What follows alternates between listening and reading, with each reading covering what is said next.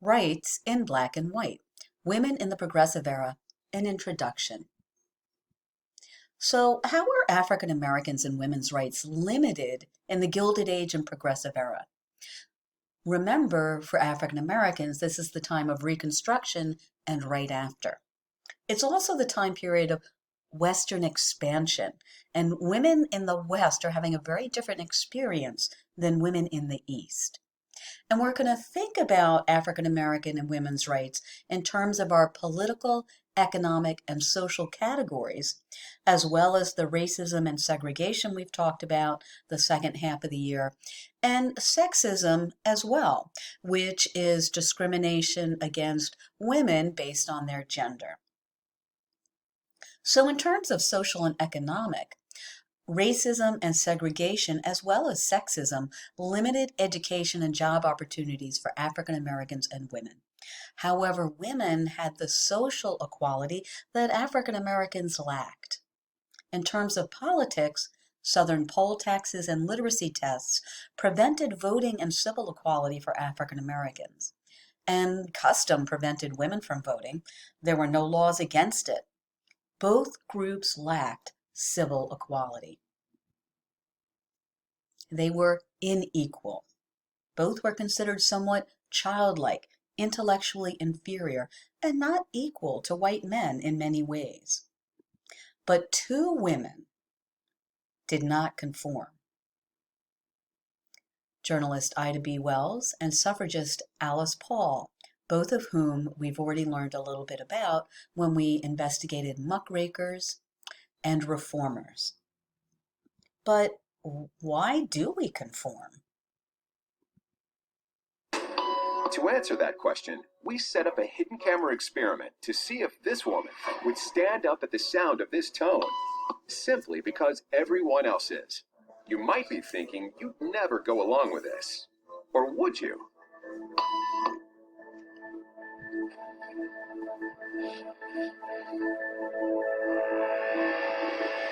After just 3 beeps, and without knowing why she's doing it, this woman is now conforming perfectly to the group. But what happens if we take the group away? Elaine, please.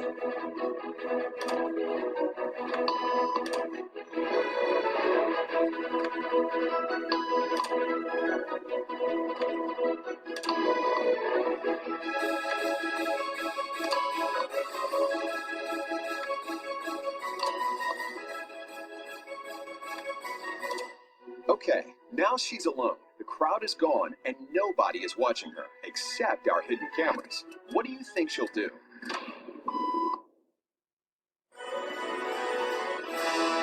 She's now conforming to the rules of the group without them even being there. Now, watch what happens when we introduce another outsider who doesn't know the rules. Have a seat, and they'll be out in just a couple minutes. Thanks so much.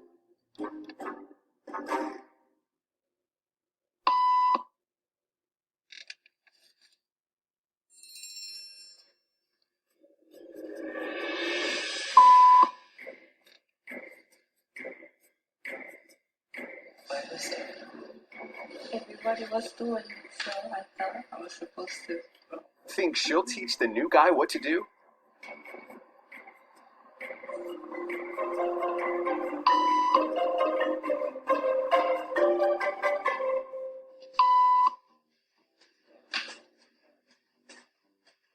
We kept the cameras rolling as more unsuspecting patients arrived.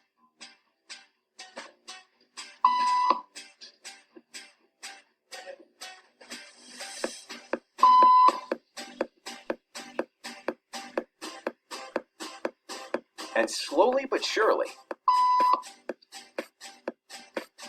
what began as a random rule for this woman has now become the social norm for everyone in this waiting room.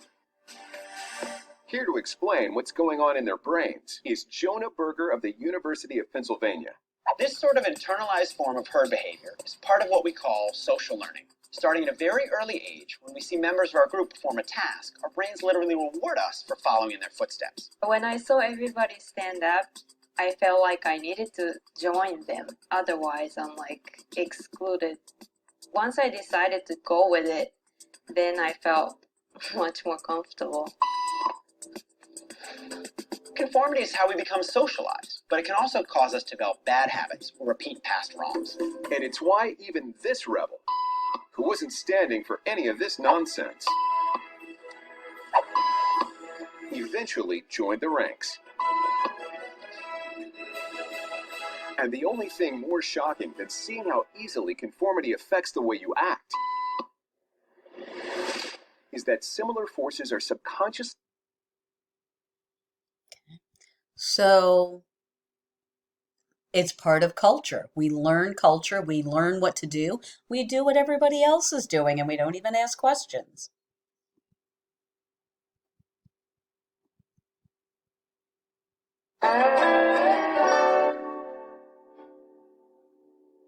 Hey, can we get more coffee over here? Damn it, are you kids just gonna sit here all night again and drink $6 worth of coffee? Why don't you get a life? Conformist. Have fun in your rat race life, living paycheck to paycheck for corporate gains. Yeah. Dude, you haven't drank your coffee. Well, I don't drink coffee. You can't be a nonconformist if you don't drink coffee. Irony. So, what causes social change? The researchers identify a bunch of characteristics, including changes to the economy, technology, population, and beliefs. So consider all the changes that were already happening in the Gilded Age, especially with the economy, the technology, the growing population, the ideas that we talked about. Well, what does this have to do with women? How did they change when all this other change was happening? Here's a great flashback to the fashion that we looked at from the Civil War. But by the early 1900s, where did the big skirts and frills go? Why did they go away? Well, think about the impact of those changes on women's lives. More women are getting more education. Some women are even going to college. More women are working outside the home before marriage, which also means they have their own spending money. New technology results in more leisure time, and women become more physically active, including those women in the West. Check this out. What sport is this? Look carefully at the clues in the picture. Now, first of all, you can't do sports in those big skirts, frills, and a too tight corset. These women are wearing menswear inspired outfits. They want to be taken seriously. And do you see the golf clubs and golf balls? That's a pretty physically active sport. And back then, there were no golf carts to ride around in. How about swimming? Yes, believe it or not, these are bathing suits. That newly popular sport, basketball, bicycle riding, tennis, and archery. In fact, archery was one of the few women's sports in the Olympics in 1900. What about jobs? Switchboard operators for telephones. Nurses became much more professional. Clerks and typists, teachers, and some women were actually going to medical school. In fact, there was a women's only medical college in Philadelphia. So in a changing world, a progressive world, why shouldn't the negative things change while all this other positive stuff is happening? And in fact, there will always be people who stand up for things that seem morally wrong or undemocratic. But sometimes you have to be brave enough to stand up and overcome the conformity. You have to question why we're still doing things an old way. Which brings us back to Ida Wells and Alice Paul. Wells fought against racism, especially lynching, and for women's suffrage. And even though she was a founding member and leader of the NAACP, she was considered too outspoken by the men. they actually kicked her out of the NAACP. Paul fought first for women's suffrage and then after the 19th Amendment for gender equality. And not only did many think that Paul was too outspoken, she was considered radical for organizing other women to protest for suffrage. And believe it or not all women supported suffrage or wanted gender or even racial equality.